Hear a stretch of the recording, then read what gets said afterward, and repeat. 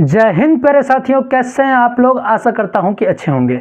तो आज मैं आपके साथ चर्चा करने वाला हूं एसएससी जीडी। जी हाँ प्यारे साथियों, एसएससी जीडी में जो डॉक्यूमेंट वेरिफिकेशन होता है उसमें कौन कौन से डॉक्यूमेंट हैं जो आपके लिए इम्पोर्टेंट हैं, जो आपने अभी भी नहीं बनवाया है तो उसको किसी भी प्रकार से आप बनवा लीजिए।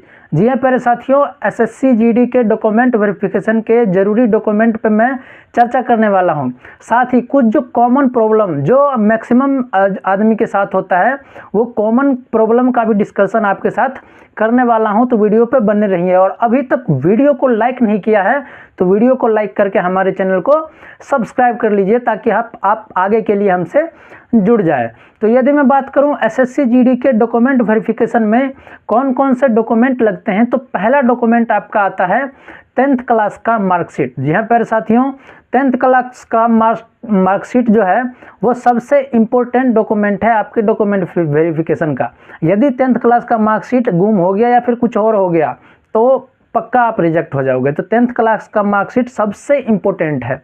और उसके साथ साथ आता है 10th क्लास का सर्टिफिकेट।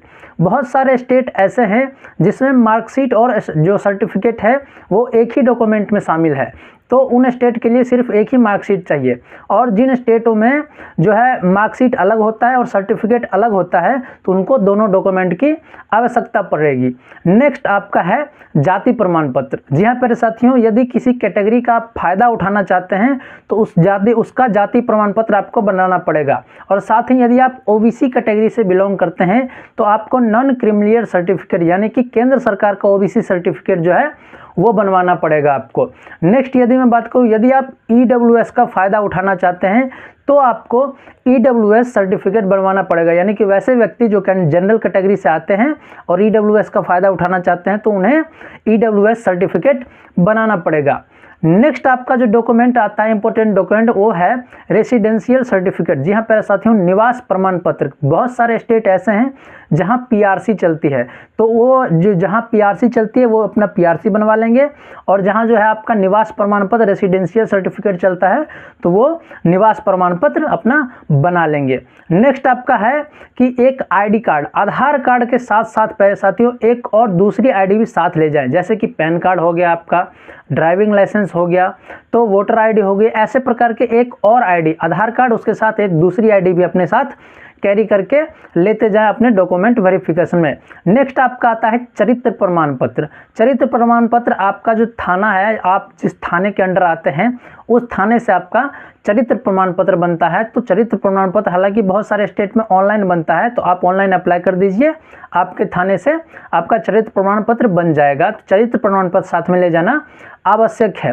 साथ ही प्यारे साथियों जो आपके फैमिली मेंबर हैं उनके कोई एक आईडी, जी हाँ प्यारे साथियों किन्हीं एक फैमिली मेंबर का कोई एक आईडी आपको साथ में कैरी करके, मतलब आईडी की फोटोकॉपी जेरॉक्स आपको कैरी करके ले जाना है। और इसके साथ साथ जहाँ तक आपने हायर एजुकेशन की है, कोई ग्रेजुएशन कर रखा है, कोई डिप्लोमा कर रखा है, तो जिन्होंने जहाँ तक हायर एजुकेशन की है वहाँ तक की सभी डिग्रियों का जो है आपको और सर्टिफिकेट और मार्कशीट वगैरह ले जानी है। सभी डिग्रियों का क्या डॉक्यूमेंट भी ले जाना है। यदि मैं बात करूं आपको फ़ोटो की, तो फ़ोटो आप एट लीस्ट यानी कि कम से कम तो आपको 20 फोटोग्राफ ले जाने हैं अपने वहाँ पे जहाँ पे आपका डॉक्यूमेंट वेरिफिकेशन होगा, यानी कि डीवी होगा। साथ में जो आपके मेडिकल के लिए एडमिट कार्ड दिया जाएगा, एडमिट कार्ड भी आपको साथ में ले जाना है। और जितने भी डॉक्यूमेंट अभी तक मैंने बताए हैं, एक बार फिर रिपीट करूँगा, 10th क्लास का सर्टिफिकेट, 10th क्लास का मार्कशीट, जाति प्रमाण पत्र, यदि आप ओबीसी से हैं तो ओबीसी सर्टिफिकेट या फिर नॉन क्रीमिलियर सर्टिफिकेट, उसके बाद ईडब्ल्यूएस सर्टिफिकेट जो ईडब्ल्यूएस का फायदा उठाना चाहते हैं,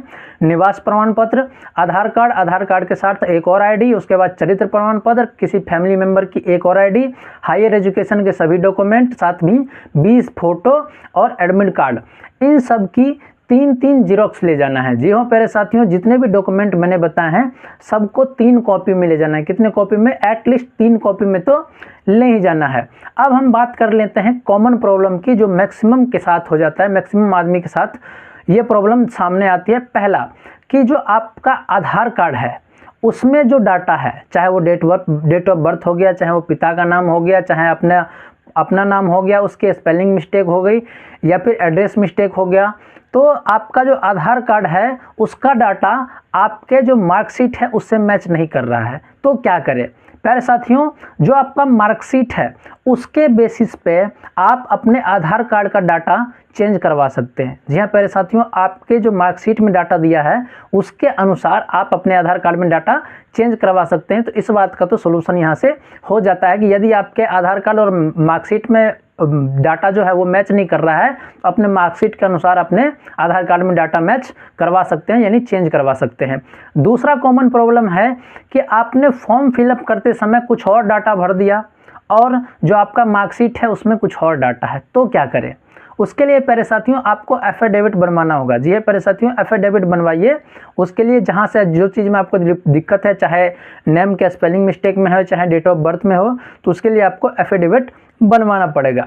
नंबर तीसरा है कि आपके डॉक्यूमेंट में और आपके पिताजी के डॉक्यूमेंट में, जी हाँ प्यारे साथियों, जैसे कि मान लीजिए आपके डॉक्यूमेंट में आपके पिताजी का जो नाम है उसका स्पेलिंग कुछ और है और पिताजी के डॉक्यूमेंट में जो आपके पिताजी का नाम है उसका स्पेलिंग कुछ और है, तो क्या करें? प्यारे साथियों, आपके डॉक्यूमेंट में है, आपके यदि सभी डॉक्यूमेंट में एक जैसा ही स्पेलिंग है तो पिताजी के डॉक्यूमेंट में कुछ भी होने से कोई दिक्कत नहीं है। हाँ, यदि आपके मान लीजिए 10th क्लास के सर्टिफिकेट में वैसा स्पेलिंग है, कुछ और स्पेलिंग है, और जो आपका जो ग्रेजुएशन का सर्टिफिकेट है उसके स्पेलिंग में कुछ और है, आपके आधार कार्ड में कुछ और है, तो इस प्रकार से आपको समस्या देखने को मिलेगी। लेकिन यदि आपके पिताजी में कुछ और है और बाकी आपके सभी डॉक्यूमेंट में सेम है तो आपको कोई समस्या नहीं होगी। इसके अलावा यदि आपकी कोई समस्या है किसी डॉक्यूमेंट से संबंधित तो वो आप कमेंट कर सकते हैं, आपके कमेंट का 100% जवाब दिया जाएगा। तो ये था आपके डॉक्यूमेंट वेरिफिकेशन के बारे में जानकारी। कैसी लगी जानकारी हमें कमेंट में ज़रूर बताएं। अपने दोस्तों तक इस वीडियो को ज़रूर शेयर करें जिन्होंने एसएससी जीडी का मेडिकल और डॉक्यूमेंट वेरिफिकेशन देना है। साथ ही हमारे टेलीग्राम और व्हाट्सएप चैनल से ज़रूर जुड़ जाइए जहां हम ज़रूरी इंपॉर्टेंट अपडेट देते रहते हैं, और इसके साथ साथ हमारे फेसबुक और इंस्टाग्राम पेज को भी फॉलो कर लीजिए। तो मिलते हैं आपसे नेक्स्ट वीडियो में, तब तक के लिए जय हिंद, जय भारत।